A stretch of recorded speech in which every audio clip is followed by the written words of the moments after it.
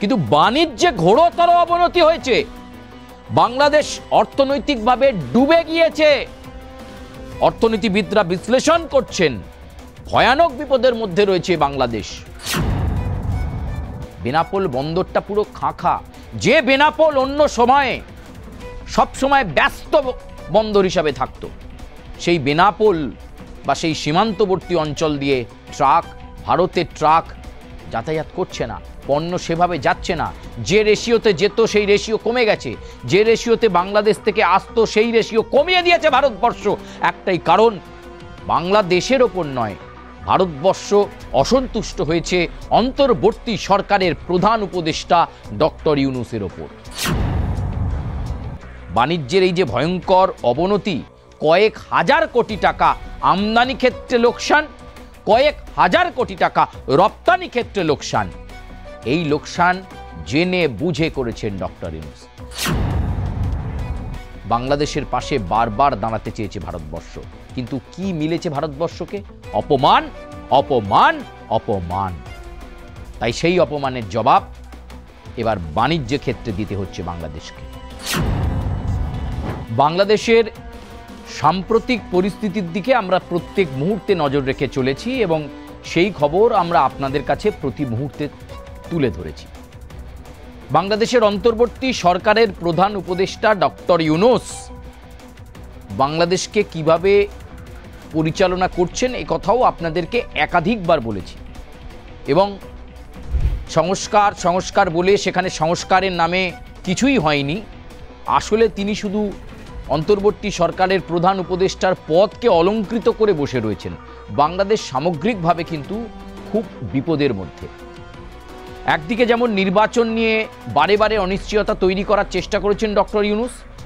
আমরা আগেও বলেছি, আবার বলছি, শতাধিকবার বলেছি যে তার আসলে অভিসন্ধি বাংলাদেশে নির্বাচন যথাসময়ে যাতে না হয়, যাতে আরও কিছুটা দিন তিনি সময় পেয়ে যান বাংলাদেশের অন্তর্বর্তী সরকারের প্রধান উপদেষ্টা হিসাবে সেই পদে থাকার জন্য। ঠিক এরকম পরিস্থিতি যখন চলছে এবং বাংলাদেশে নির্বাচন কিভাবে হবে, রাজনৈতিক শিবিরগুলো যখন এই বিষয় নিয়ে আলোচনা করছে, প্রস্তুতি নিচ্ছে, ডক্টর ইউনূস যখন নানা ষড়যন্ত্র করে চলেছেন, ঠিক সেই সময়ে বাংলাদেশে এক ঘোর বিপদ। সাধারণ মানুষের স্বার্থের কথা এই 15 মাস 16 মাসে এতটুকু ভাবেননি ডক্টর ইউনূস, সেটা বলতেই আপনাদের কাছে এখানে আসা এবং এই প্রতিবেদনে আসা। আমরা আগেই বলেছিলাম যে ভারতবর্ষের সঙ্গে বাংলাদেশ এই মুহূর্তে ডক্টর ইউনূসের জন্য যে সম্পর্ক রেখে চলেছে সেই সম্পর্কে কিন্তু বাংলাদেশের পক্ষেই খারাপ হচ্ছে। বাংলাদেশের ভিত্তি নষ্ট হচ্ছে, বাংলাদেশের যে অর্থনৈতিক কাঠামো সেটা কিন্তু ক্ষতিগ্রস্ত হয়েছে। দেখুন, হলেও তাই। কয়েকদিন আগে বাংলাদেশের অর্থনৈতিক বিশেষজ্ঞরা তারা একটা ম্যাপিং করেছেন যে এই 15 মাসে বাংলাদেশ কতটা অর্থনৈতিকভাবে সমৃদ্ধ হলো সেটা দেখতে গিয়ে তারা দেখছেন চক্ষু চড়ক গাছ। ডক্টর ইউনূস যে দিকটা সাধারণ মানুষের কাছে রাখেননি এবং গুরুত্ব দেননি, এবং লাগাতার বাংলাদেশের মধ্যে যে ভারত বিদ্বেষী কার্যকলাপ হয়ে চলেছে তাতে একবারও তিনি মন্তব্য করেননি, এখান থেকে তার ভারত বিদ্বেষী মনোভাব প্রকাশ পেয়েছে। আমি ছেড়ে দিলাম সে কথা, কিন্তু বাণিজ্যে ঘোরতর অবনতি হয়েছে। বাংলাদেশ অর্থনৈতিকভাবে ডুবে গিয়েছে। অর্থনীতিবিদরা বিশ্লেষণ করছেন ভয়ানক বিপদের মধ্যে রয়েছে বাংলাদেশ। এবং এই পরিস্থিতি যদি দেখা যায় তাহলে তীব্র আর্থিক সংকটের মধ্যে বাংলাদেশ আগামী কয়েক মাসের মধ্যে নিমজ্জিত হয়ে যাবে, ডুবে যাবে। এইটা ডক্টর ইউনূস কিন্তু সাধারণ মানুষকে বোঝাননি, ভারতের সঙ্গে সম্পর্কটা ঝালিয়ে নেননি। সবচেয়ে বেশি যেটা ক্ষতি হয়েছে বাণিজ্যে অবনতি। বাংলাদেশে প্রভূত বাণিজ্যে অবনতি হয়েছে।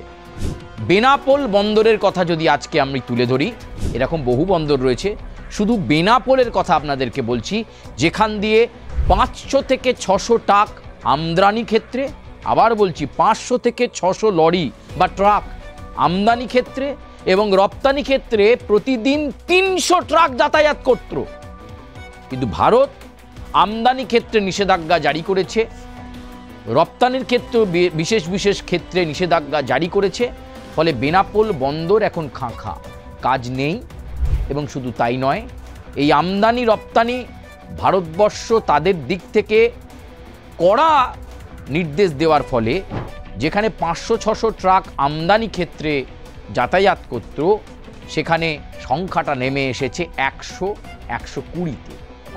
যেখানে রপ্তানি ক্ষেত্রে 300 থেকে 350 ট্রাক রপ্তানি ক্ষেত্রে বা রপ্তানি পণ্য নিয়ে যেত, সেখানে বিষয়টা এসে দাঁড়িয়েছে 40 থেকে 50 প্রতিদিনে। তাহলে বুঝতে পারছেন, আমি আগেই বলেছিলাম যে ভারতবর্ষ কিন্তু কড়া পদক্ষেপ নেবে। ডক্টর ইউনূসের যে ভূমিকা, অন্তর্বর্তী সরকারের প্রধান উপদেষ্টাকে বারবার অ্যালার্ট দেওয়া হয়েছে এবং সম্প্রতি অজিত দোভাল ভারতের জাতীয় নিরাপত্তা উপদেষ্টা যখন খলিলুর রহমানের সঙ্গে বৈঠক করেছিলেন, যেখানে খলিলুর রহমান লেটার নিয়ে এসেছিলেন যে শেখ হাসিনাকে ফেরত দাও, সেখানে অজিত দোভাল বলেছিল এখন ফেরত দেওয়ার কোনো প্রশ্ন নেই।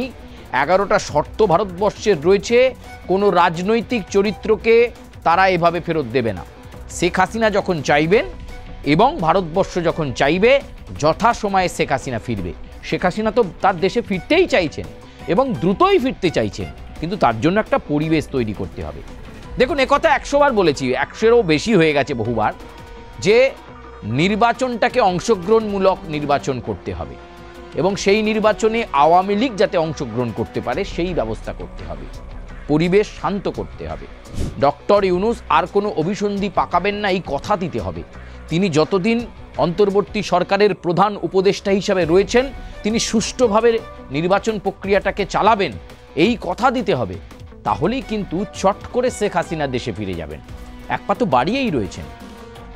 কিন্তু এর পরেও দেখা গেছে নানা ভারত বিদ্বেষী কার্যকলাপ, ভারতকে নাস্তা নাবুদ করে দেওয়ার একটা পরিকল্পনা ডক্টর ইউনূস নিয়েছেন। তাই তার খেসারত দিতে হচ্ছে বাংলাদেশকে এই আমদানি ক্ষেত্রে, রপ্তানি ক্ষেত্রে। বেনাপোল বন্দরটা পুরো খাঁ। যে বেনাপোল অন্য সময়ে সবসময় ব্যস্ত বন্দর হিসাবে থাকতো, সেই বেনাপোল বা সেই সীমান্তবর্তী অঞ্চল দিয়ে ভারতের ট্রাক যাতায়াত করছে না, পণ্য সেভাবে যাচ্ছে না। যে রেশিওতে যেত সেই রেশিও কমে গেছে, যে রেশিওতে বাংলাদেশ থেকে আসতো সেই রেশিও কমিয়ে দিয়েছে ভারতবর্ষ। একটাই কারণ, বাংলাদেশের ওপর নয়, ভারতবর্ষ অসন্তুষ্ট হয়েছে অন্তর্বর্তী সরকারের প্রধান উপদেষ্টা ডক্টর ইউনূসের ওপর, তার কার্যকলাপের ওপর। এখনো সময় আছে। বাণিজ্যের এই যে ভয়ঙ্কর অবনতি, কয়েক হাজার কোটি টাকা আমদানি ক্ষেত্রে লোকসান, কয়েক হাজার কোটি টাকা রপ্তানি ক্ষেত্রে লোকসান, এই লোকসান জেনে বুঝে করেছেন ডক্টর ইউনূস। তিনি বোধহয় ভেবেছিলেন অন্য কোনো দেশ তাকে ভারতবর্ষের মতো পরম বন্ধু হিসাবে হেল্প করবে, কিন্তু সেটা হয়নি। কারণ অন্যান্য দেশ কিন্তু মনে করছে যে ডক্টর ইউনূস তো দেশের প্রধানমন্ত্রী নন, দেশটা একটা অন্তর্বর্তী সরকার তৈরি করে চলছে, তিনি একটা উপদেষ্টা, নির্বাচিত সরকারের প্রতিনিধি নন। নির্বাচনে তিনি জিতে আসেননি ডক্টর ইউনূস। শেখ হাসিনা নির্বাচনে জিতে প্রধানমন্ত্রী হয়েছিলেন, খালেদা জিয়া নির্বাচনে জিতে প্রধানমন্ত্রী হয়েছিলেন। তিনি প্রধানমন্ত্রী নন। তিনি নিজেকে যদি প্রধানমন্ত্রী ভাবেন তাহলে সে ভুল তার। তাই অন্যান্য দেশ গুরুত্বই দিতে চাইছে না ডক্টর ইউনূসকে। কথা হচ্ছে হয়তো অনেক দেশের সঙ্গে, কিন্তু অনেক দেশ নিশ্চিত হতে পারছেন না। সকলেই চাইছেন বাংলাদেশে স্থায়ী নির্বাচিত সরকার হোক, সেই সরকার থেকে প্রধানমন্ত্রী হোক, তখন বাংলাদেশের সঙ্গে চুক্তি হবে, তখন বাংলাদেশের সঙ্গে বাণিজ্যিক বোঝাপড়া হবে, তখন বাংলাদেশের অর্থনৈতিক করিডোর নিয়ে ভাবনা চিন্তা করবে অন্যান্য দেশ। কিন্তু এই কঠিন পরিস্থিতির মধ্যেও গত 15 মাস ধরে বাংলাদেশের পাশে বারবার দাঁড়াতে চেয়েছে ভারতবর্ষ, কিন্তু কি মিলেছে ভারতবর্ষকে? অপমান, অপমান, অপমান। তাই সেই অপমানের জবাব এবার বাণিজ্য ক্ষেত্রে দিতে হচ্ছে বাংলাদেশকে। আমরা বলেছিলাম যে আগে ভাতে মারবে না ভারতবর্ষ, আগে হাতে মারবে। এই হাতে মারা চলছে, যে কারণে বাণিজ্যের অবনতি, এত টাকার লোকসান বাংলাদেশের। ডক্টর ইউনূস, আপনি ক্ষতি করছেন গোটা বাংলাদেশবাসীর।